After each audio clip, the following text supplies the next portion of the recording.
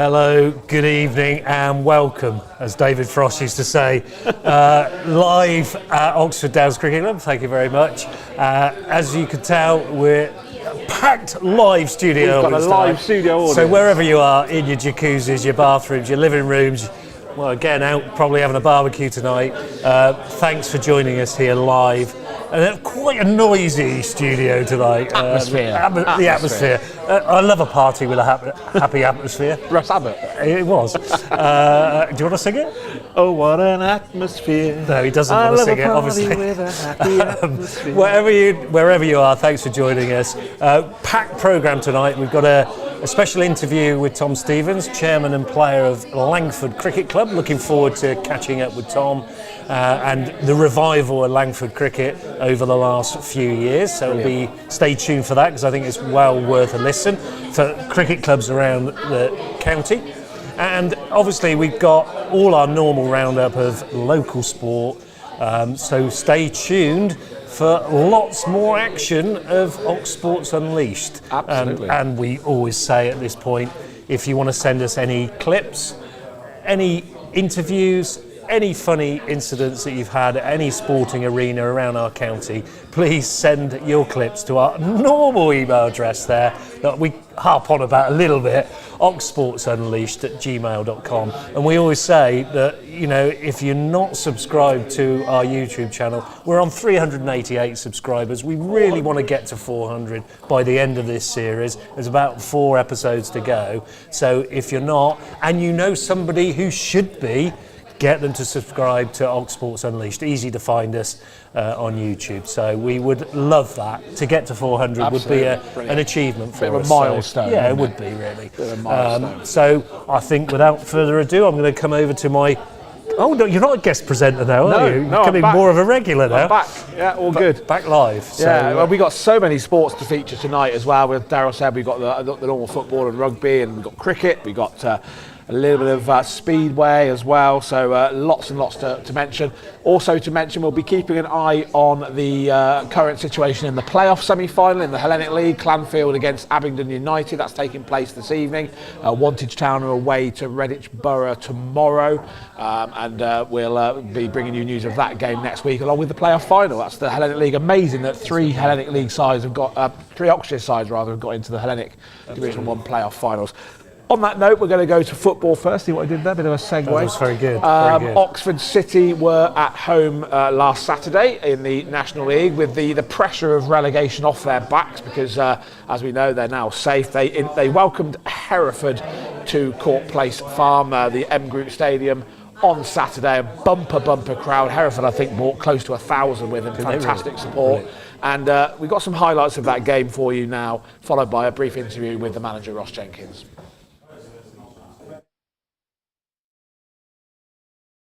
Again, he's around for a shorter option. Will he use him again? He does. Ashby moves away, but he gets it back, crossing towards the box again, headed away by a defender. Ashby will win the ball back and just nod it back into an area.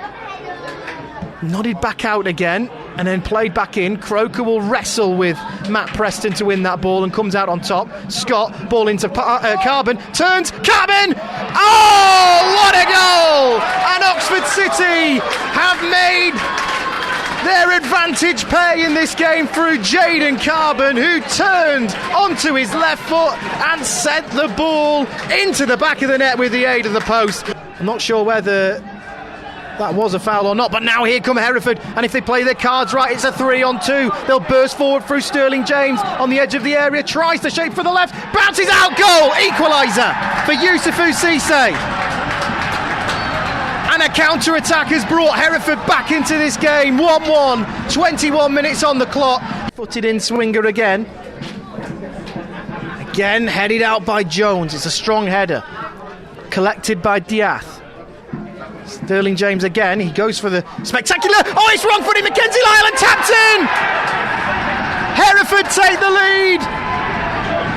It's tapped in by Ramey Campbell, but it's one that Kai Mackenzie Lyle won't want to see again, because the shot has gone straight through his fingertips. Disappointed. I thought our performance was pretty spot on. You probably wouldn't have known who was battling it out at the top and at the bottom today. I thought we were organised, disciplined, hard-working, and I thought, the 2 goals are really disappointing. The first one especially, the second one, it's even worse. It really hurts because the boys put in a massive shift, and to concede those type of goals, it does hurt. They got a boost from it, probably the second goal, and we just couldn't get back into a rhythm. We had a good go right at the end, last 10 minutes, to try and get something out of it, but when you give away goals like that, you're never going to win games of football. So we've had a nice run, a good run. I've just told the boys our standards need to stay high. It's not the end of the season. We've still got games to play, and we were. I thought a draw would have been totally fair today. I thought both teams were battling it out. They were shooting from all sorts of ranges and angles, but nothing really that we were really troubled with. Really disappointing because the goals are terrible. So that's what probably hurts the most. That's Ross Jenkins reflecting on that 2-1 defeat at home to Hereford on Saturday. We're getting towards the back end of the season now. City in action next on Friday, big local derby against Brackley. And then on Easter Monday, a home game against Rushall Olympic. And it's kind of one of those things, isn't it, that they're kind of all dead rubbers now for City, but Ross Jenkins has made it very clear that he doesn't want them to rest on their laurels. He wants to make sure they finish the season on a high. Worth just mentioning at this very early juncture, Lewis Coyle has announced, or Oxford City have announced that Lewis Coyle, 200 appearances for Oxford City, he will be leaving the club at the end of this season. He's been a great servant for Oxford City. He's scored some cracking goals along the way as well. And I know that Oxford City fans are disappointed to see him go, but what a service, 200 plus games. Best of luck to Lewis Coyle for the future. Yeah, absolutely. Good luck, Lewis. I hope it all goes well, whatever you're doing. So that takes us nicely into our normal segment of local sport with our roundup from Lyon Ryde, or as I like to call them, Buffy, Willow and Xander. It's Lyon Ryde. Yes, welcome to this review of last weekend's local football results with my 2 guests, Paul Lyon and Patrick Lock. Now, you've heard this before from us 3, that we tend to approach our supporters of local football clubs a bit like we do spread betting, because we have usually a Premiership club we support, and of course our local clubs as well. So we'll start off with Paul, because sometimes the spread betting goes wrong, because you support Man United and they got beaten 4-1, Paul. Dreadful results. Oxford City lost, who you support clearly, and you're a Whitney Town man, and they did have a game. I mean, sometimes spread betting with football supporting just doesn't work, does it, Paul? No, it's crazy, isn't it? I think Man United are saving themselves for the Lyon game in the week, maybe. That's probably their most important game left, isn't it? You reckon? Excuses, Paul. Yeah, and obviously Whitney Town's game was called off, unfortunately, due to the opposition not having a team. It's one of those things. But Whitney, just remind me, because Whitney Town get the points by default, but is there also a score as well that's agreed? Or... They normally get 3-0, which is, I don't understand it, because goal difference does count in this league, and a team that are just below us in the promotion, Hanwell, beat them 12-1 the other week. So they've got an 11 goal advantage from that game, but we only get awarded 3-0. And so that doesn't really seem fair. Imagine if it got to the end of the season and the 2 teams were level, and Hanwell have got a 12-1 on the books, and Whitney have got an award of a 3-0, and you could end up losing the league on that. Yeah. Well, I was going to say that, I mean, presumably at some point, if it's Launton Sports we're talking about, you keep no showing. If they keep on no showing and can't field a team, is there any danger that their whole result, they get kicked out of the league and all their results this year will be expunged? If they played 75% of the games, then the results stand. Anything less than that, and they could just expunge the whole record. Yeah. It's a shame, because Launton are trying hard to put a team together, and we're not blaming them for the situation they're in. They're just struggling. I think they have something like 30 players, but they're just struggling to get 11 men out. It's a shame, because I think everyone would just rather play football. That's what it's all about. You don't want to be given points in the boardroom. You want to play football. So it is a shame. And there's some really tough games coming up for Whitney, so they could have really done with the playing time. All right. Meanwhile, Patrick, Banbury United picked up a point at home, a point to point. I mean, they secured themselves in the league now, haven't they? Yeah. I think a few weeks ago, I mentioned how they were 0-0 specialists this season, and Yeah, I've done it again. They drew 0-0 with AFC Telford. So their record of the least goals scored and the least goals conceded is looking safe for now. As you say, they're not quite mathematically safe. They're 7 points clear with 4 games to go. So they need 3 games to go. So they need a couple of points to be mathematically safe. But they're 12th in the league, so there's plenty of teams between them and the drop zone. So they're practically safe, if just not mathematically yet. All right, well, Paul, we've probably got something to celebrate because Tame United are edging closer to promotion, with the star man mentioned in the non-league football paper being given as Jefferson Louis, Evergreen Jefferson Louis. So he's clearly making his mark again and may well have in his, I hate to say twilight years because God knows how he's going to go on for any longer, but he could have another promotion trophy on his mantelpiece, Paul. I can't believe Jefferson Louis' name comes up almost once a month on this program, doesn't it? It's he just goes on forever, this guy. We talked about him a few years ago when he was at Northley, and obviously he was at Oxford City before that, and he just keeps going. And whoever he plays for, he actually creates something, and the teams that he's playing for always seem to do well. And brilliant for the lad. How old is he now? Must be getting on for 100. No, I think he's 40. I think he's 44, and he's almost catching his same number of clubs he's played at as his age. I think Paul's it's round about that. So he may be 45 now. Doesn't time fly when you're enjoying yourself?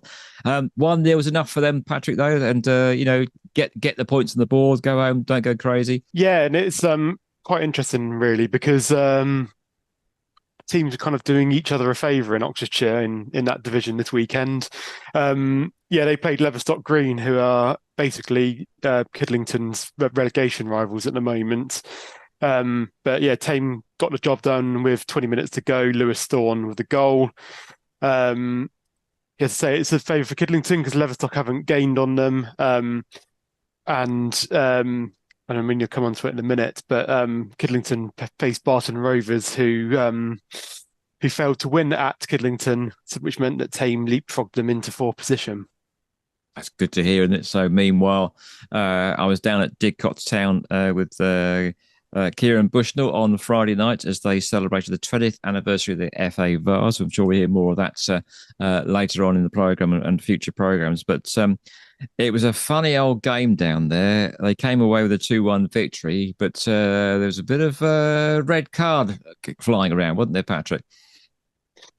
If I'm totally honest, my research didn't come across a red card, so you'll have to give me more detail on that, Colin. I'll tell you what, I think that Adam Leroyd was sent off. You heard it here first.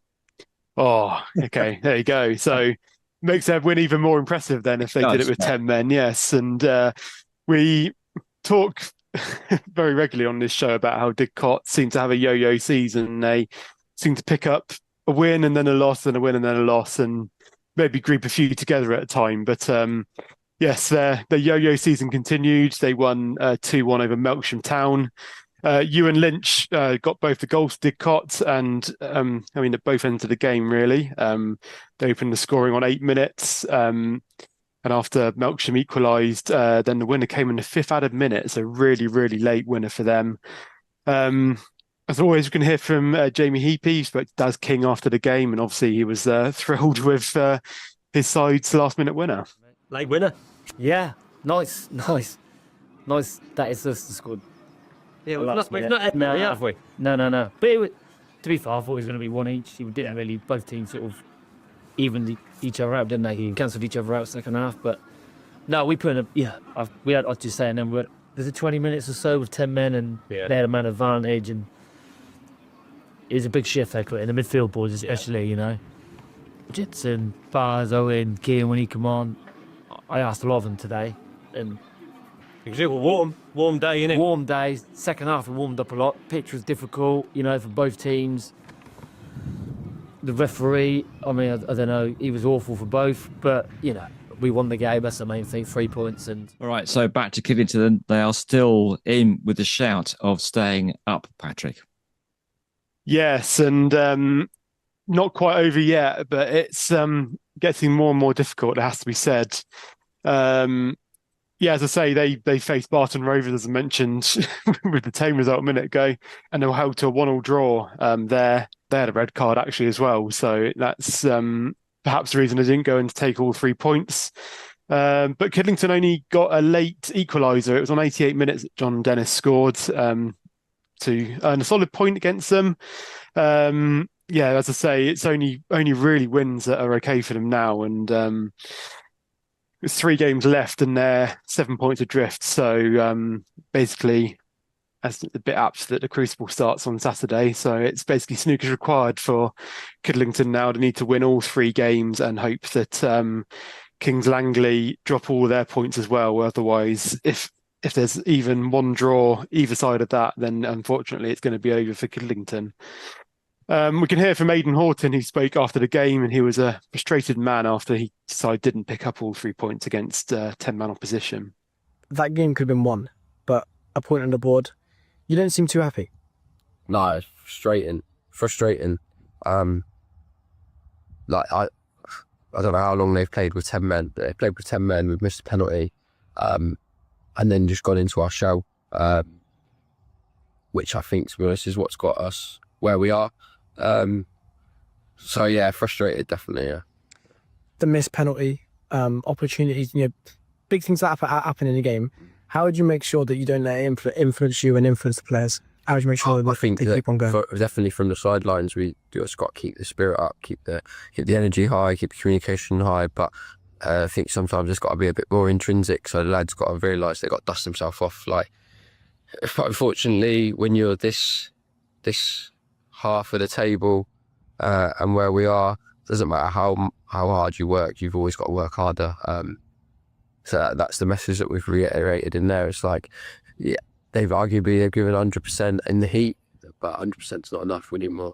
That's what we need to win games of football. So unfortunately, that's not the case for North Lee, Patrick, who are sinking without trace, a bit like my hometown team, even Southampton. Yeah, it's been a tough season for them, and it continued. They were away at Berkhamsted, who are obviously very high up the table. Lost 4-0 there, so yeah, still on 8 points and bottom of the league, and obviously their relegation was confirmed a few weeks ago. So yeah, sad to see that for North Lee. Well, can you find a bit more happiness from last week's results elsewhere in the local leagues, please, Patrick? Yeah, it's definitely coming towards the business end of the season in steps 5 and 6. This weekend just gone. In fact, it was the last weekend of the season in Hellenic Division 1, which we'll come to in a moment. But we'll start with Step 5 leagues as always, and United Counties League. And obviously, a few weeks ago, saying how Easington couldn't buy a win and they'd gone 3 months without one. They've now gone 3 wins in a row. That's just how football works, isn't it? It's that you can go that long without a win and then all 3 of them turn up. It's like waiting for a bus in London, isn't it? And it was against Bugbrook St Michael's, who obviously became slightly infamous on the main show in recent weeks because of a slight editing mistake from which I then managed to replicate myself last week, but we won't talk about that too much.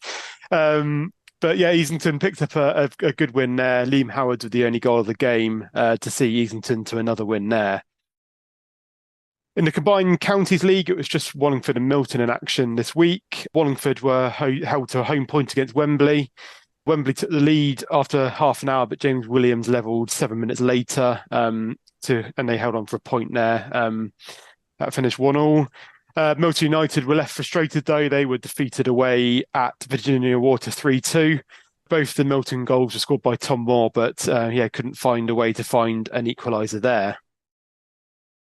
As I say, it was the last weekend of the Hellenic Division 1.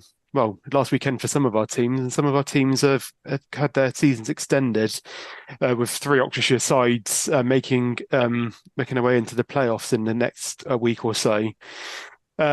We'll just go through the results very quickly. Clanfield beat second place Redditch Borough. They won 3-1. Tiger Hall, Joseph Fullerton and Endry Stathy with the goals to secure the result there. And Abingdon beat Bewdley Town 2-1 in a very, very late show for them. Nathaniel Robinson levelled after going behind on 80 minutes. Got level with 10 minutes to go. then Freddie Dunham scored a very, very last minute winner. It's 95th minute there, so to secure a last day win. The reason that last minute winner was so important is that heading into the 90th minute, when that game was 1-1, Clanfield were hosting Wantage in the playoffs and Abingdon facing Redditch. But that 90th minute winner now sees Clanfield hosting Abingdon on Thursday night, which is tonight in terms of the show. Wantage are travelling to Redditch. So, Clanfield are now got a very local derby, and Wantage have got a fairly big trip when they perhaps 10 minutes earlier didn't have quite so long a trip. So, some important few days coming up for those teams with the semi-finals on Thursday night. And I don't know for sure when the final will be, but I would presume probably Easter Monday, the final there, if it's a few days after the semi-finals. And just quickly, there was one other result in that division that didn't have any playoff permutations. Newent Town beat Killington 1-0 on the final day there. On Sunday, there's a full range of football from our sides. Women's National League South, Oxford United struck late to win 1-0 at Billericay Town. Phoebe Poole scored in the 81st minute, which was enough to see them to victory. The Women's National League South Division 1 South West. Bit of a tongue twister, these divisions sometimes. Abingdon United beat Southampton women 3-0. Molly Dyer, Mimi Hodges and Lauren May were the goals. And I'm sorry to say, Colin, that although Abingdon have moved 8 points clear of the drop, Southampton women sit on 3 points. So unfortunately, not a good season for either of Southampton's two senior teams, unfortunately, for you. No, not good, is it at all? Anyway, it's always next year, Patrick. Yeah, and just one more result before I hand back to you. The Southern Region Women's Football League Premier. Oxford City were held to a frustrating 3-3 draw at Winchester City Flyers. The scorers were Ellie White grabbing 2 and Lucy White with the other 2 get a point there. So that is what happened over this weekend, Colin. Thank you very much indeed, Patrick. Now, Paul Lyon. Is there any chance of Witney Town getting a game of football this weekend, do you think? Hope so. It's a big weekend this weekend, and it's probably the most important game in recent history for Witney Town, because we're due to be playing away at Hanwell United, who are the team in 3rd place. If we can avoid defeat against Hanwell, that will almost certainly guarantee our promotion. If Hanwell beat Witney, then Hanwell are back in it again. And so really big game at Hanwell on Saturday. Looking forward to it. I can't remember what the score was before. What was the score when we played Hanwell earlier in the season? I can't remember what it was now. It seems such a long time ago. But we played Hanwell earlier on, and it'll come to me in a minute. But it was a really close game first time round, and we're really looking forward to it. We think our team has come along a lot in the last few months, so we should be able to manage it. We won 3-0 the previous game, and that was only a couple of months ago. So for some reason, we played them quite late in the fixture list. Normally, you play like your first game before Christmas and your second game after Christmas, but for some reason, we only played Hanwell back in February. So we beat them 3-0 at home before on the 3G. But we've got to go to their ground on Saturday, so who knows what will happen? I'm sure they'll be thinking that they can win and keep themselves in the promotion hunt. But should be a good game. If the weather's good, could be a good crowd. Well, you heard it here first, okay? Thank you very much indeed, Paul Lyon and Patrick Locke. I'm Lyon Ryde, handing back to the main studio for much more Ox Sports Unleashed. There's something new for Ox Sports Unleashed. Just one person on screen. We show you all these exclusives. There's another one for you. Thanks there to Lock, Line and Ryde, or Buffy, Willow and Xander. We thank them for their great roundup of sport. I've been told by the producer that we have quite a lot of viewers watching live. So if you've not subscribed to our channel, it's up. No, it's up there somewhere. Yeah, there. Like and subscribe to our channel. Please do, because we want to get up to that 400 by the end of this series. So stay tuned. In a moment we'll be talking with Tom Stevens from Langford Cricket Club. But we've got some highlights first for the cricket from our guys that have been playing for Oxfordshire now playing their trade in professional cricket. So Blake Bint has done a little bit of a roundup, which finishes off with a little bit of VKO action.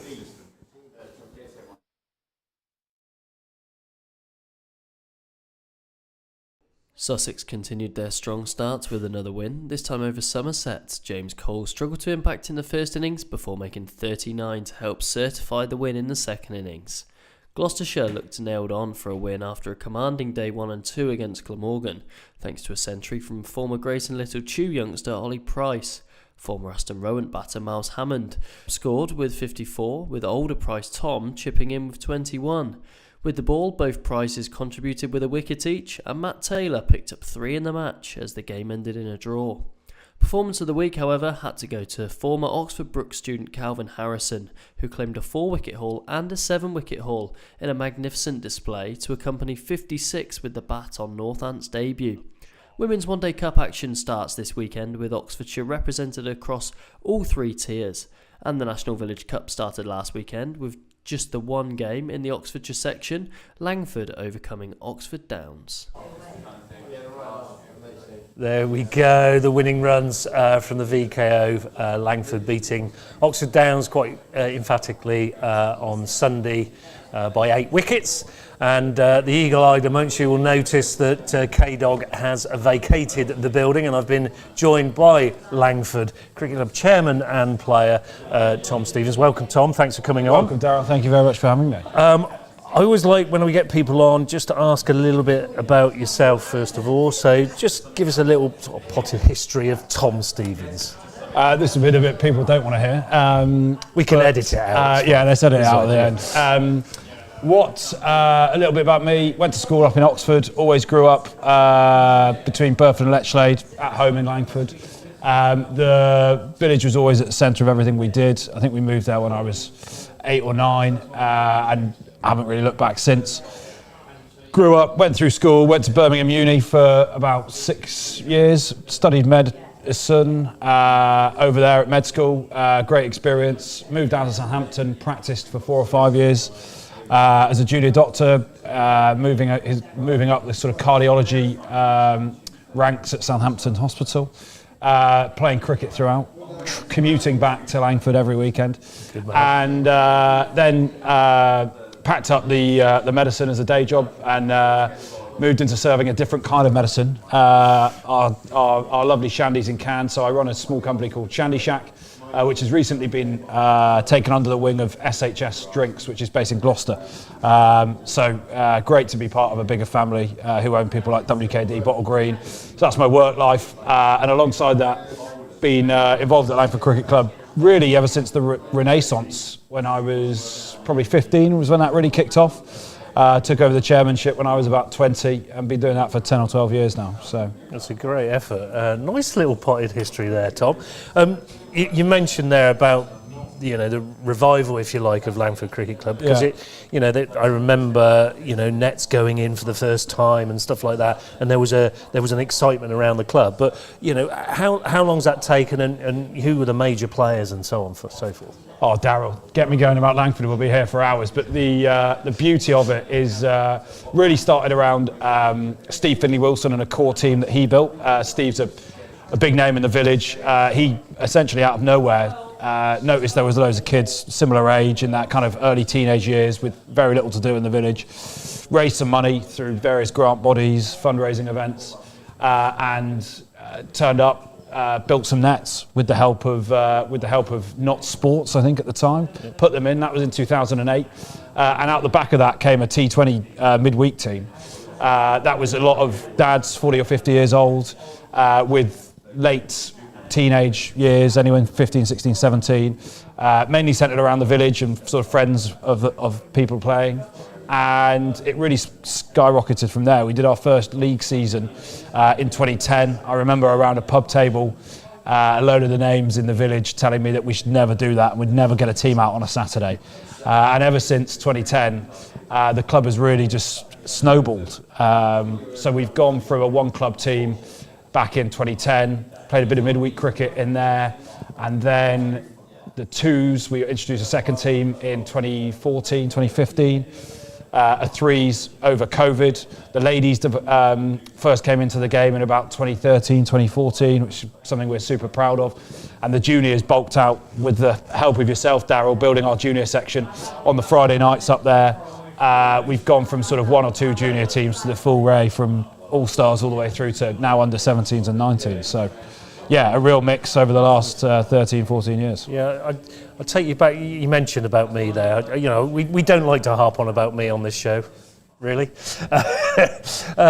It was a good little time. You know, Steve Finley-Wilson, as you said, actually, I coached him along with his two lads. So that's where my sort of association came with Langford, and he asked me to come across. Coached initially the guys, you know, the adults, and then into the youngsters. And what I found was the team spirit, the togetherness, because you'd played cricket together for a long time, was amazing, and really puts you in good stead for your league cricket, doesn't it? I think for us, community's always been at the centre of everything Langford's done, whether that's the juniors, ladies or the seniors. People have always been brought together, not necessarily by a love of cricket. In fact, a lot of our first and second team members and third team members are people who'd retired from cricket, had no interest in playing, and then they saw the kind of weight of energy behind the club and were like, well, you know, what better way to spend my... I'm going to go up to the club and have a few beers on a Saturday night. I might as well play in the afternoon. I'm a firm believer that a good team is not a team that wins necessarily, but a good team is a team that is greater than the sum of its parts. So, you know, if you've got 11 great players and they're just as good as they would be put together on any cricket pitch, you've got you've got a side who's capable of winning. Yeah. But the good team is when you're better than the sum of its parts. And Langford, I mean, you'll know Darryl from coaching us for years.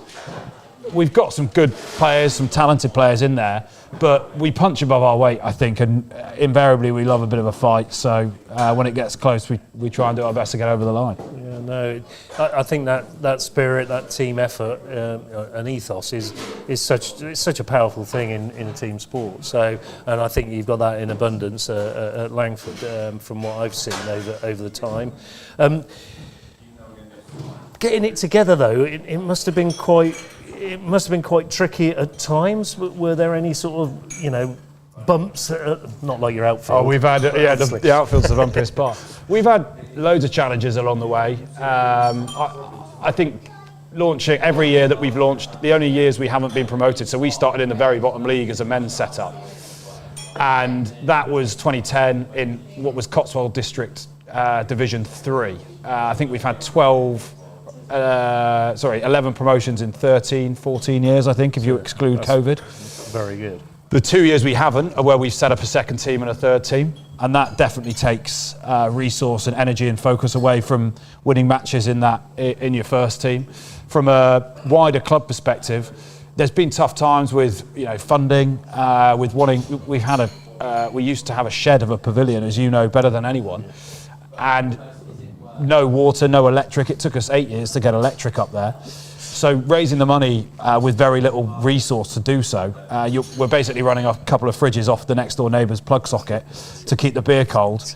And that's been a challenge throughout. I think we've definitely experienced the wider challenges of the game. So over COVID, that kind of the golf effect where everyone buggered off and played golf for a long time. That was a big problem for us. Not a big problem, but we had to manage it. Yeah. I think the ladies' game locally has taken a bit of a battering in the last couple of years. And we've had to look elsewhere for our cricket outside of the local area. So our ladies this year are travelling over to the Forest of Dean 2 or 3 times. That's definitely a challenge. Player recruitment as a small club with no obvious catchment. You know, you guys, Oxford Downs around here, you're lucky you pull from Whitney, you can pull from Oxford quite easily. Yeah. We've got Carterton, Lechlade, who have already got a club, and that's about it. So you're kind of really relying on the guys hanging around rather than anything else. So yeah, they're probably the key challenges. Yeah. Who have been your major players? You know, through you've had a reasonable career with Langford, but who have been the major players there that's helped you get through those promotions over that time? Well, I'd say starting with the mighty ladies team, their revival. Good. Louise Finley-Wilson, Beau Potter, and Mel Romanek. I think the trio of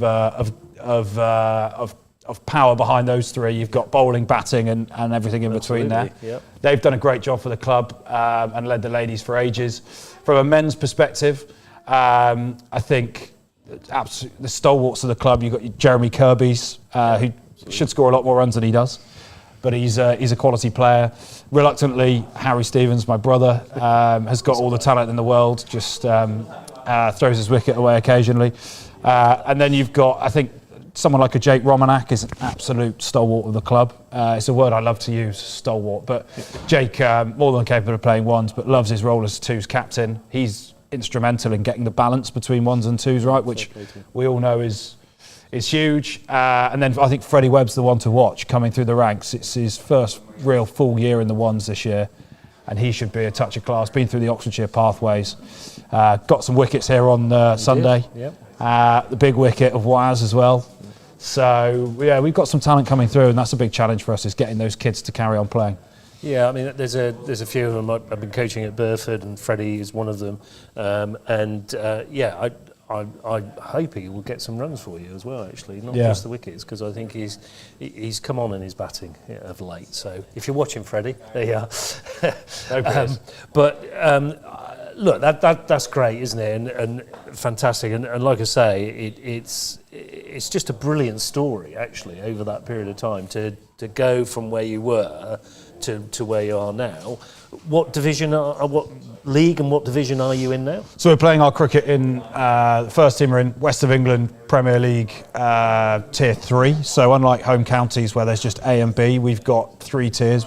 1, 2, 3. So we crept up there. We had our first full season in that league last year and finished 5th, which was a great result. So big clubs, a real big step up. All leagues, I feel, have 1 or 2 places in the ladder that's a big step up, and that's definitely one of them. But we did really well to hold our nerve. I think we won 7 games, but we lost 8 by less than 20 runs or 2 wickets. So a lot of competition in there. The twos are playing, really importantly, twos are playing mid GCCL divisions. And the threes have just got promoted as well. So we've got a really good pyramid around that.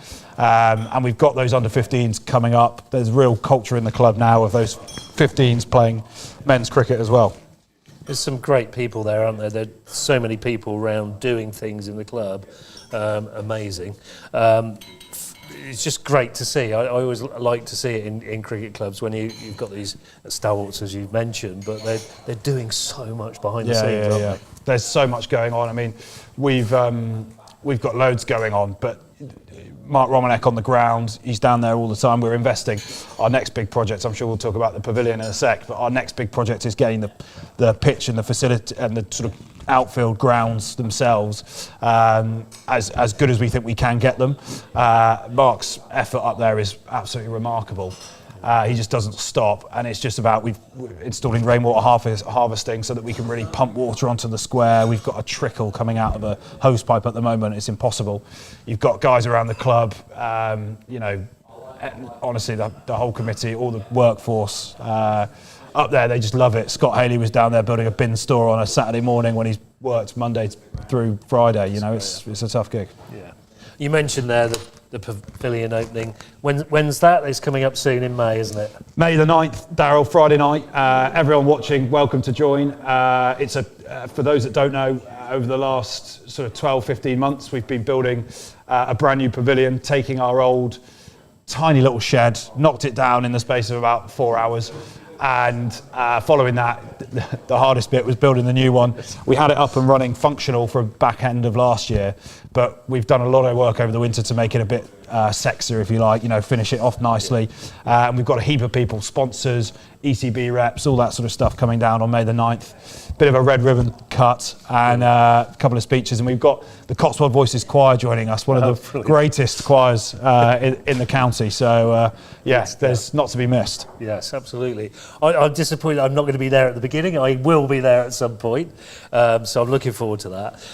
So good luck with that. I hope that goes well. And really, the future, what does the future look like?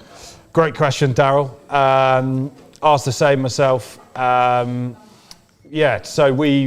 I'd say future is all about sustainability for us. It's a word I've bandied around a lot in the last sort of 6-8 months, but the pavilion build took loads of effort. from everyone, from a fundraising perspective, even people dipping into their pockets in the club. You're always asking the same people for money at these fundraising events. But it also took a huge amount of time and effort from the club membership themselves. The guys who did the plumbing were club members.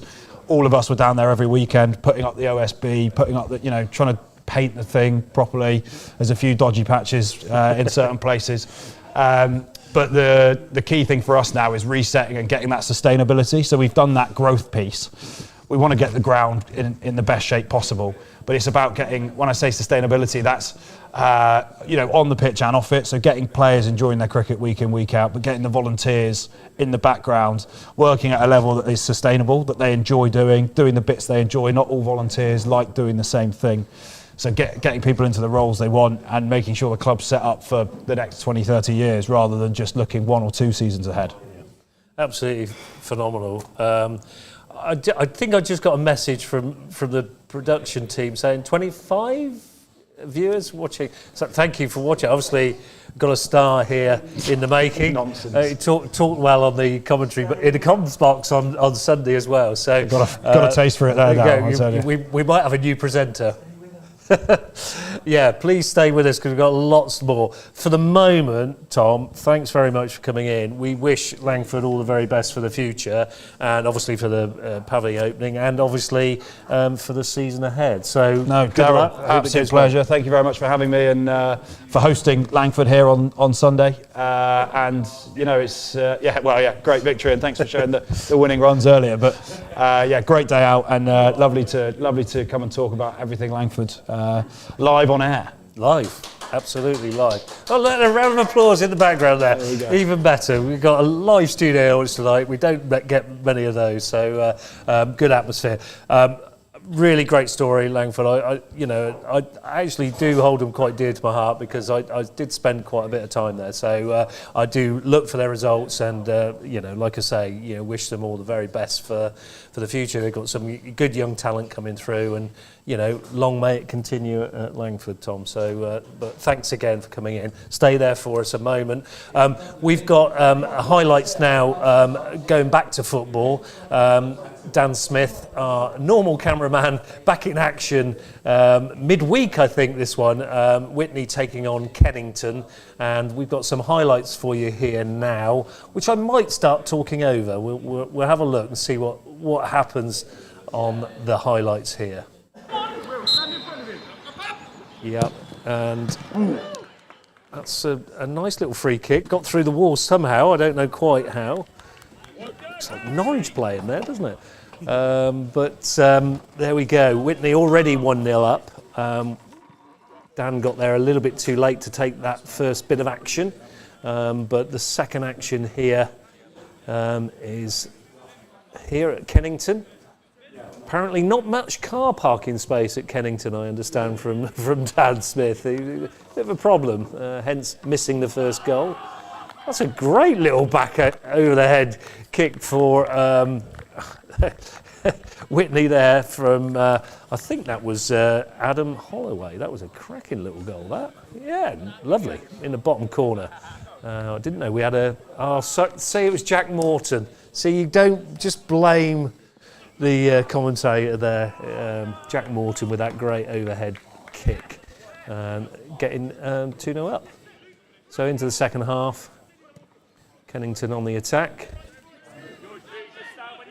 I think the ball's floated out to the far side. Good cross in, header onto the bar, and poor effort there. That was almost like a back pass. Here, keeper, have the ball back. There we go again, and a little bit bouncing in the halfway there. Another chance here. Oh, it's in the back of the net. It's quite a decent strike. Kennington back in it, 2-1.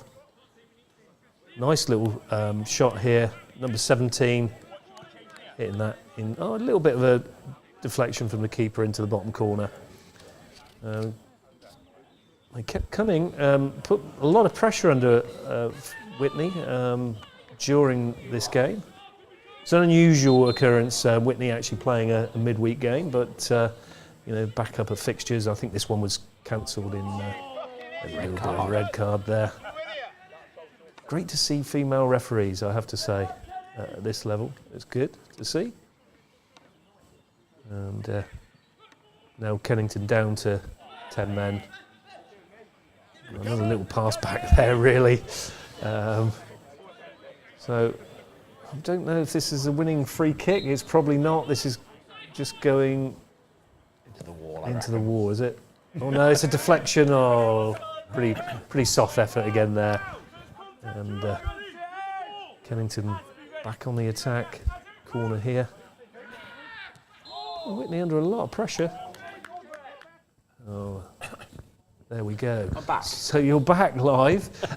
So that was a good win there for Whitney, 2-1 against Kennington, and remaining at the top of the league. But I think you've got a bit of a story on that. Yeah, a little bit of a not controversy is probably not the right word. So Whitney and Oakley have been going hammer and tong with each other all season long. Oakley United, a fantastic side.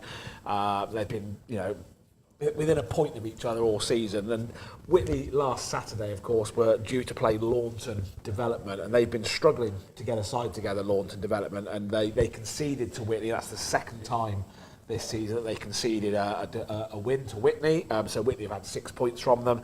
And on Tuesday, because it was a midweek game, Launton's first team didn't have a game, and they packed the development side full of first-team players. Not illegal to do that. It's not a problem in theory, but I just wonder whether that's really in the spirit of the game, because it's kind of ruined what was an unbelievable title running, because Whitney are now 7 points clear at the top, and it would have been potentially 3 or 4, and it would have maybe run to the end of the season. As I say, Launton haven't broken any regulations, they haven't broken any laws, but it just grates for me a little bit, because Launton Development have been struggling all season, and they've kind of taken that advantage, playing their first team. And in the Cherwell League cricket, obviously at the back end of a season, there are rules in place where if you're in the first team, you can't drop down to the seconds to influence the league. Yeah, now, football's obviously completely different. And as was pointed out to me by Steve Lake, a Whitney Town supporter, you sign for the club, you don't sign for the team. But I just wonder whether essentially having the full first team there was necessarily the right thing to do. And really feel sorry for Oakley, because they've been absolutely flying this season, unbelievable. And I know Carl Catley and a lot of the Oakley players are watching tonight, and I know we've got a lot of people watching tonight, and it's brilliant to see you all. So we've had lots of comments as well. We've had my friend from a weather station, Gavin. He's watching tonight, so thanks to Gavin. Hi to Dan. Will Parsons says, what was the VK result on Sunday? I said, I can't remember. Oxford Downs came second in that. I can't remember. It's a fog, Will. It all blends into one, doesn't it? So yeah, that's just a little bit of a sour taste. But the season's not over. Whitney have got a very tough game this weekend. They're away to Hanwell, and Hanwell have scored goals for fun, and at home they're really formidable. I think they've got about 95 odd goals this season. So it's not over. Oakley don't give up. Whitney Town, I think they're nearly there. Probably one more win will do it for them. And I think you're right though, KDog. I mean, I remember playing for Bicester and North Oxford, top of the Cherwell League, and we played. It was nip and tuck between us, and I won't mention the club, but we went to the game to play that particular club, and they conceded. And yes, that made us champions, great, but it would have been brilliant to have that game, to be on a level playing field, that we actually beat second in the league to win the title. So I know what you mean. It's a bit like that. At the end of the day, hopefully Oakley will still be in the top two, because they've been brilliant all season, but Hanwell are snapping at the heels a little bit. So I think it's going to be 2 from 3. Whitney, Oakley and Hanwell are the 3 teams that are fighting for those 2 promotion places, and we'll see how it goes. There's still a few games to go. As I said, this weekend's the next games in the Senior League Division 2. We've been following Whitney Town all season. A little bit of a plug for next week. Ben Reardon, the Whitney Town manager, will be coming in to the studio to talk about, hopefully for him, the promotion being secured, but as I say, it's going to be tough on Tuesday. And then they have the small matter of the Oxfordshire Charity Cup final coming up, which we were hoping to potentially live stream. That may not happen, but we'll certainly be getting highlights from that game for our show the following week. So things to watch there. A little bit more midweek football. We were talking about the playoff semi-final in the Hellenic League. Half-time there was Clanfield 0, Abingdon United 0. So that's going into the second half. Quite interesting there. We're going to mention the Whitney District League because we've got people from the Whitney District League watching. They've shared our channel. So it was Cup midweek this week for the Whitney District League in the 3 cup competitions, in the Senior Cup, in the Junior Cup and in the Supplementary Cup. And we'll just go through and say that Hayley, Ensham, Hamborough and Stonesfield have reached the semi-finals of the Senior Cup, the Ted Young Senior Cup, named in honour of that legend that is Ted Young. In the Watts Junior Cup, Chadlington are into the semi-finals, Uffington, Spartan Rangers and Morton Rangers. And in the Supplementary Cup, Aston Reserves, Ducklington Reserves, Uffington Reserves, and how about this for a game in the quarter-final? Sherborne Harriers 7, FC Mills 5. That's a great game. A proper rugby score. That's a proper game. On that note, see what I did there? Yeah, very good. We don't just throw this programme together, do we? No, we don't throw it together. So, yeah, we're going to talk about rugby now. A real humdinger of a game up at Kingsley Road last Saturday as Chinner welcomed the Cornish Pirates to Kingsley Road. A crowd of around about 2,000 again, packed into Kingsley Road. Terrific game. Chinner were well behind at the end of the first half, but produced an unbelievable fight back. And we've got some highlights of that game with a certain person on the commentary. So we'll show those highlights to you now. Is he any good? He's all right. Claimed quite comfortably, and now there's a chance for Cornish Pirates to break away, and there's a really good chance, and there is going to be a try to the Cornish Pirates. They won the line out, and it's Dan Hiscox has gone over for the opening try. 5 metres out. Need to win this line out, which they have done, and now they're going to push towards that line over in the far corner. Cornish Pirates standing their ground at the moment, but the Chinner pack is powerful here at Kingsley Road, and they're getting so close to the line. Is it going to be over the line? They're right on the line, and it is over the line, and Chinner have pulled back already. 5 points there. Chinner defending for their lives, and they're not letting them through at the moment. Another penalty to Pirates. I think they look to go wide now. A wide kick from Hiscock. Wide kick to Hiscock, and it's going to be another try, and it will be. They're looking to come away with it here, and there's some really good passing movement, good movement, and Cornish Pirates are looking very, very dangerous here. It's out to the left. It's going to be another try, I think, for the Cornish Pirates into the corner, and it's Matt McNabb again, and straight from the kick-off. The Pirates are looking to try and get another one, and it's another kick out to the left towards that man McNabb, and it's an identical try really to the one we've had just a moment ago. Get themselves back into this game. Nice little dummy, and it's going to be a try. It's going to be another try, and it's going to be Nick Smith for Chinner. It's these little unforced errors, isn't it, John, that they just need to cut out, because they're matching Cornish Pirates quite well since the early time. But now there's a chance though for the Cornish Pirates to break away right at the end, and it could well be another try, and it is going to be a 4th try for Matt McNabb. Close the opportunity down. Thou shalt not pass. But Chinner still in a chance. Now there's an opportunity for Chinner, and it's going to be a try for Chinner, and their dominance in the second half has been rewarded with a try, and it's the replacement Callum Pascoe, and Chinner win that line out, turning it over. Now there's a chance for Chinner to perhaps get another try, because that's the first one we've seen turned over, I think, in this game from a Chinner perspective, and it's going to be over the line, and it's a try for Chinner. And what a try is there going to be a comeback for Chinner? The ball is still in play. Another big hit there on the Chinner player as they push towards the line. The referee having to look because it's literally right on the try line. And it's a try to Chinner. And although they're not going to win the game, they've got the bonus point try, and richly deserved. What a fantastic second half. But the final score here at Kingsley Road, Chinner 31, Cornish Pirates 33. There you go, Chinner 31, Cornish Pirates 33. What a game. Great game. That was fantastic. That really was an unbelievable game. Cheap ice creams there as well, just to let you know. Mr. Whippy, 45p. Yeah, that's what I got it for anyway. Chinner have got a real needle match coming up on Saturday. Nick Easter was fairly nonplussed about it. He said it's not a needle match, but they're playing away to Doncaster Knights on Saturday, and that of course is the game where Chinner won the game when the floodlights failed back in before Christmas in that storm, and it was a power cut. It was a local power cut. There was nothing that Chinner could do about it, but I gather that Doncaster appealed as much as they possibly could to get that overturned, and apparently not very nice things being said at times, but that's going to be a crunch match. I dare say that Doncaster will be very, very keen to pick up the victory there. Good news though for Chinner, I heard on Saturday, the RFU are restructuring the top 2 divisions next season, and Worcester Warriors are coming back into professional rugby, who were in the Premier League, and they're increasing the league by 2 teams, so there is no relegation this season. So even if Chinner do finish in the bottom 2, which I don't think they will, they're not going to go down, so they have at least one more year, and hopefully they'll be in the Prem Cup next year as well. Yeah, that's a good, having Worcester back in there, that's brilliant. Amazing, isn't unbelievable, it?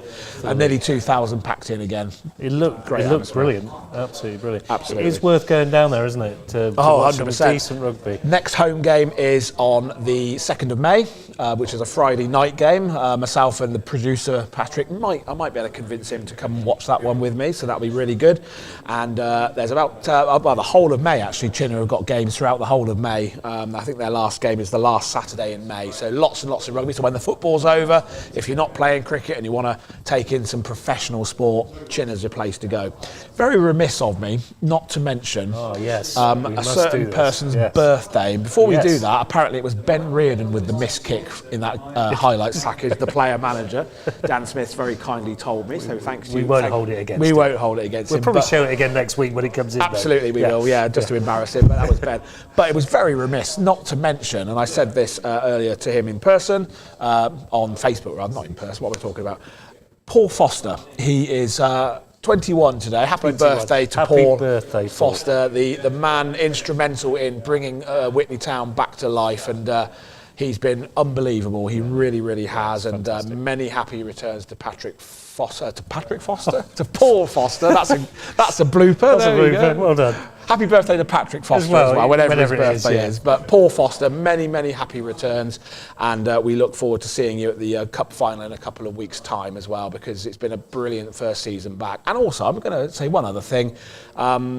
Just farewell to Owen Collins, the Mayor of Witney, who's been really instrumental in bringing Whitney Town back and helping, with council support. His tenure is up. A bit political. I can't say too much more because there's elections on the way, and we're in what we call the period of purdah. But thank you very much to Owen as well, because he's been instrumental in helping to bring Whitney back. What period are we in? I can't say it again. You can't say it again. I can't remember. Pre-election period. Okay. Pre-election period. Thought my hearing had gone somewhere there. Thank you for that. That was a good little roundup. And happy birthday, Paul. Absolutely. Definitely. 21. Have a good day. Yeah. Well, we're going to feature, it's only a slide, but it's featuring a new sport we haven't done on Oxsports Unleashed, and that's Speedway, because that's quite big. Come Massive. Back into to Oxford just recently in the last couple of years. Speaking of comebacks. So, come back there. Unfortunately for Oxford Spires this week, they fell to a 53-37 loss to away to Bellevue. And the Oxford Cheetahs had a cracking encounter last night where they drew 45-all with Poole Pirates. That's a proper result as well, isn't it? Absolutely. But we will try and feature that. We will try and get a feature of Oxfordshire Speedway on Oxsports Unleashed, and that gives me a great input into any new sport, anybody involved in a sport that we haven't showcased on this show. Please do get in contact with us, because we would love to to present your sport on this show. We've done Berks Sports Unleashed, we've done Gloss Sports Unleashed, we do Ox Sports Hampshire Unleashed. Sports Unleashed. Hampshire Sports Unleashed. So we're going global. We are. We are going global. Potentially Wiltshire as well with Langford. Potentially. So yeah, do send those clips to us at oxsportsunleashed@gmail.com. Oh, they're not there. We will be pleased to have them and we will show them. Absolutely. There it is. oxsportsunleashed@gmail. Oh, wrong way. There you go. That way. You go that way? That way. Well done. Coming up, as we mentioned, we've got a lot of football and cricket coming up over the next few weeks. We've got 3 or 4 shows left, I think, after today. And we will have the goal of the season competition. And we finally managed to get one of the trophies delivered on Friday last week. The second place, the runner-up, who I personally think probably should have had the win, Sam Barder at Didcot Town. It was a terrific goal, and finally we got the trophy across. We asked Didcot to present it to Sam on the pitch on the Saturday, which they did, and Sam couldn't believe that it was second place.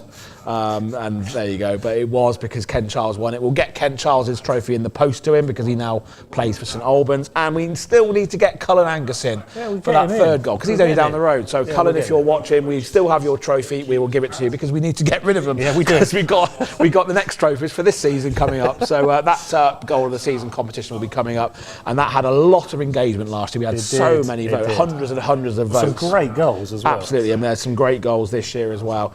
Just mentioning Didcot Town again, when I was at Didcot last Friday, we did a feature on their FA Vars celebrations, 20th anniversary of their FA Vars win at White Hart Lane. We're bringing a feature to you probably the last week of the series on the 8th of May, because that's the week before the actual anniversary date, and there were great memories, fantastic day. And I was there at White Hart Lane, which is your nemesis ground, isn't it? Really, yes. You don't really want to be there, but yeah, we'll be bringing that up as well. So loads and loads to come in the coming weeks. Right, I think without further ado, we will now go to our very comprehensive results roundup. And I say very comprehensive because there was a lot of midweek football this week, mostly in steps 9, 10, 11, 12, so the lower end of the football pyramid. But as we've mentioned all along, this is a grassroots sports show. We want to feature everybody. And so we will bring those results to you now, and then Darryl can go and take a break and get a drink, and then we'll go through the league tables. Absolutely. So here are the results from the last 7 days across Oxfordshire. It's a great bot, this.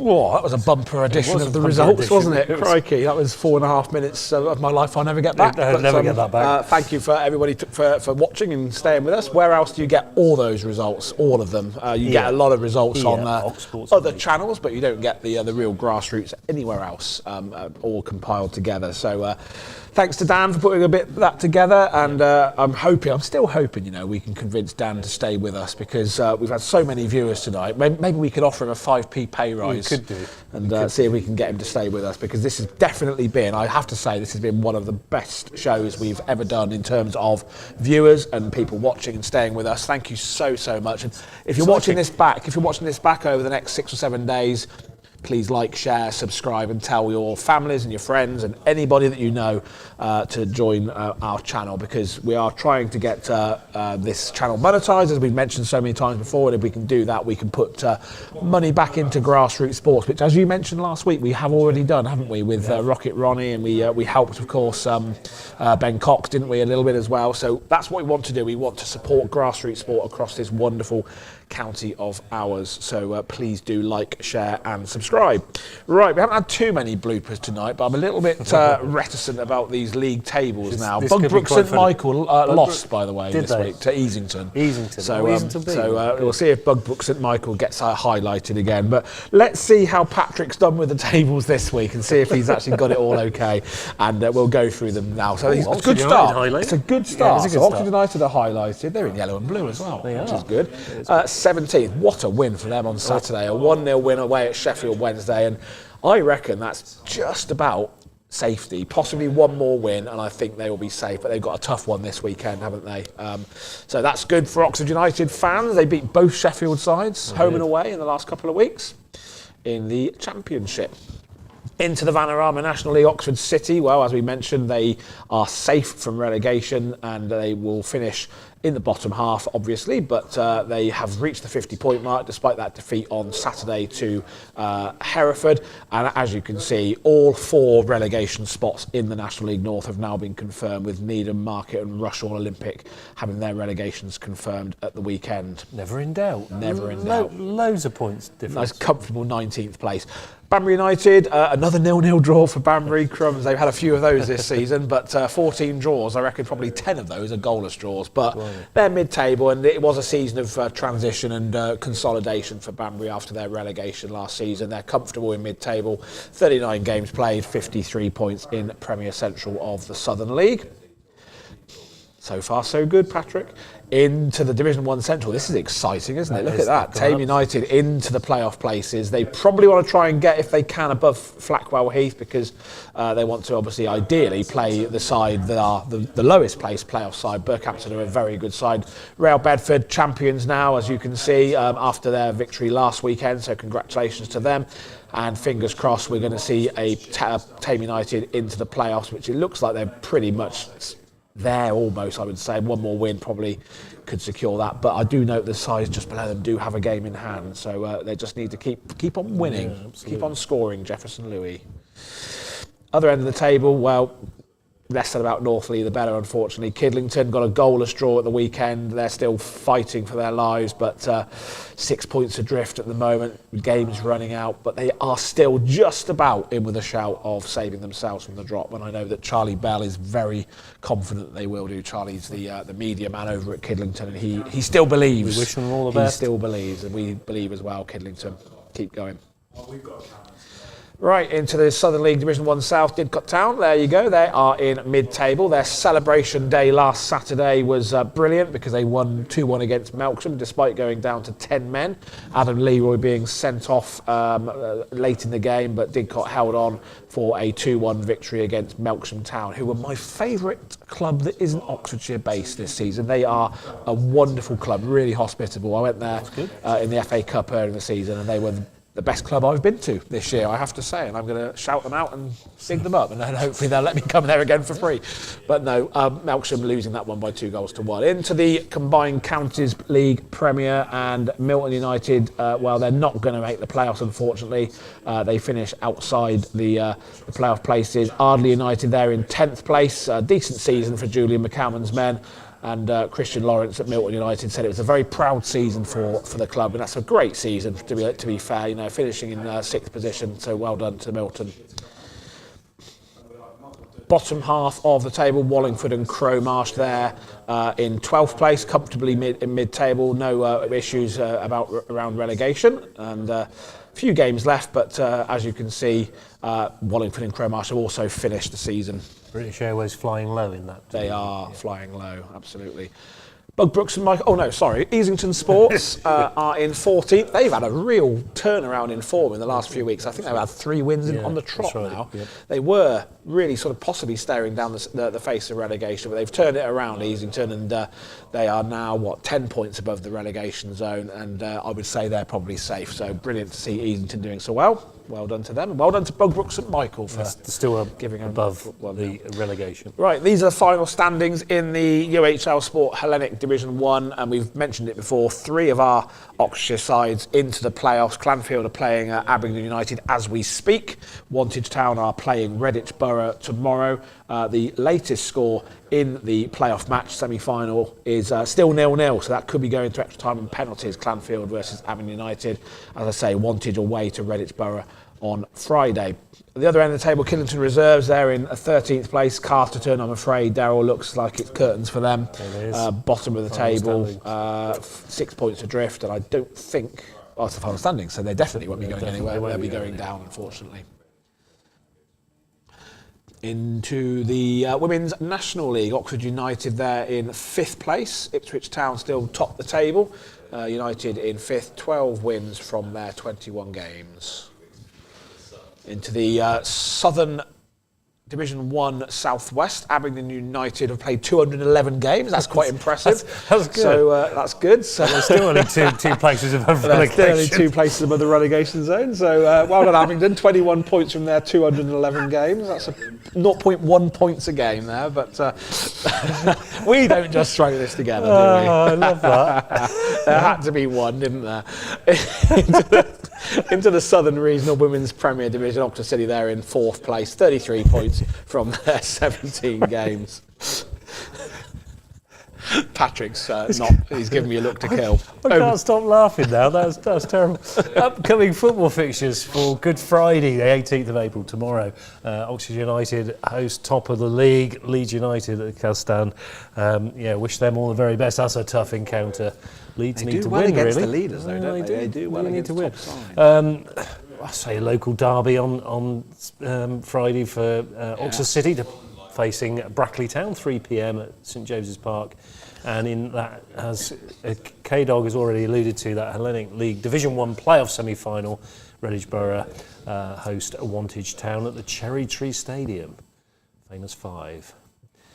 And into the Southern League Premier Central, Banbury United are on their travels to the Seco Stadium to play Stamford, and Didcot Town also travelling up to the Spires and Hartwell Stadium to play Evesham United. That's on Saturday the 19th of April, which is also Kidlington away to AFC Dunstable at Greasley Park, and Northley home at Ensham Park against Northwood, and then Tame United, hopefully they can keep their winning run going, at home to Flackwell Heath at the ASM Stadium. And then Saturday and Sunday, don't know quite which one that was. Oh, right, okay. United Counties Premiers South, Saturday the 19th. Easington Sports take on Leicester Nirvana at Addison Road. And in the Southern Region Women's Premier League, Oxford City face Wickham Wanderers at the M Group Stadium. That's a 3 p.m. kickoff. And again on Monday, the 21st of April, Easter Monday. Hope you're getting your Easter eggs ready for your kids. EFL Championship, I knew, yeah. Cardiff City, Oxford United go off to Cardiff City Stadium, 3 p.m. kickoff. And in National League North, Oxford City have a home tie against the relegated Rushall Olympic. In the Southern League Premier Central, Banbury United home against Redditch United, and Didcot also at home against Thatcham Town. Those are 3 p.m. kickoffs. Southern League Division 1, Central, Kidlington and North Lee scrap it out there at the bottom. That'll be an interesting result, actually. See if Kidlington can get 3 points there to help their cause. And in the United Counties Premier South, Easington Sports face Daventry Town away. Master Abrasive Stadium. I was just checking your eyesight there, Darryl. That was really good. I tell you one thing, Northleigh might be down, but they'll do all they can to make sure they take Kidlington down with them, won't they?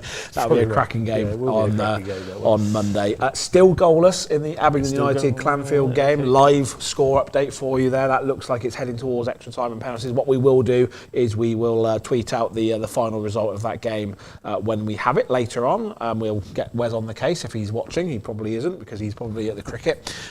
But that's the plan anyway. So, and we're getting towards the back end of the season and the cricket season starts. We have our first county sessions tomorrow, don't we, out here at the wonderful Oxford Downs. Thank you to Oxford Downs for hosting tomorrow. And I remember the last time we were here for a trial game, it was Baltic, snowing and about 4 degrees. So it's going to be okay tomorrow, I think. Might get a drop of rain, but that's going to be really good. I'm very excited. I do love the cricket season. It was good. I had a game called off this week, would you believe, for a wet run-ups. That was slightly disappointing. But that takes us nicely on to a bit of news of Chloe Hill, ex-Banbury girl, well, not ex-Banbury girl, probably still a Banbury girl, but is captaining Worcestershire Women's Rapids. Fantastic. And she's poised to lead a refreshed Rapids side into Tier 2. Obviously, that's a new, exciting challenge for that county, and we wish Chloe Hill all the very best of luck with batting and keeping. Absolutely. We do hope that she does well. And finally, on cricket, obviously Oxfordshire get underway this weekend at Jordan Hill. It's only a T20 because the Jordan Hill's booked for the afternoon because Oxford are playing in a home counties Premier League qualifier or preliminary round game. But I'm hoping to get over to Jordan Hill on Sunday to maybe have a chat to the new white ball captain Harrison Ward, who's been named the white ball captain of Sussex fame. Yeah, he of Dave Ward fame as well, who's always a good value. So congratulations to Harrison. That was a great appointment. We mentioned last week, didn't we, that not Max Mannering, is the new red ball. Well, it's not the new red ball captain because he was red ball captain last year. So he's continuing with that as well. So. Lots and lots of cricket coming up, and we have quite a lot still to come in the final few weeks of the season, as we mentioned. Coming up next week, we've got a couple of studio interviews, actually. We've got Whitley Town manager Ben Reardon looking ahead to the rest of the season, and hopefully it'll be a celebration for Ben Reardon. And we've got Matt Watts coming in as well, and the Oxford All Blacks head coach, and he's good value. He'll definitely be taking the mickey out of us all, as he always does. I'm going to mention Bear and Barnes, because they always take the mickey out of us. Actually, I have to mention it. Bear is convalescing at the moment. Oh dear. So we wish Bear all the very best of luck for a speedy recovery. We hope you get well soon, young man. We want to hear your dulcet tones in our comms box. Absolutely. And all the comedic value that you give us over the season for the Bears and Barnes show. So hope that goes well. Bear. Finally, from me, thank you massively to everybody that's commented this evening, because we've had so many comments from so many different people, lots of new viewers, no new subscribers yet. Please like, share, subscribe. Gav, my mate who does the weather, he always says tell your friends, your family, your neighbour, your doctor, your vicar, your mother-in-law, your vet. Tell everybody and get subscribed, because we will bring this to you. And we are actually going to be bringing you a lot of stuff during the summer this year. Last year we had the season ended at the end of May, but we're hoping to bring you a lot of sport during the summer months as well, just to keep this going, because this is a wonderful county and we will continue to support grassroots sport. We will do, definitely. You heard it here first on Ox Sports Unleashed. We try and provide as much as we possibly can. And one last plug, if you want to be a producer, a reporter, a camera person, or even a presenter, just replace Dan. Yeah, absolutely. But Dan's not leaving. Do get in contact with us at oxsportsunleashed@gmail.com. Well, that's about it for tonight. Is it my round? It is. And I'm looking forward to that already. The week that Arsenal beat Real Madrid to get through to the semi-finals. You had to mention the Gooners. Well, you know, We had to. Well, it's the only bit of cheer you get with being an Arsenal Where does supporter. that fit into Oxfordshire anyway? Well, it doesn't really, does it? But we're finished with that tonight. Look, thanks again for watching. Please join us again next week where we'll unleash some more Ox Sports. It's good night from me. See ya.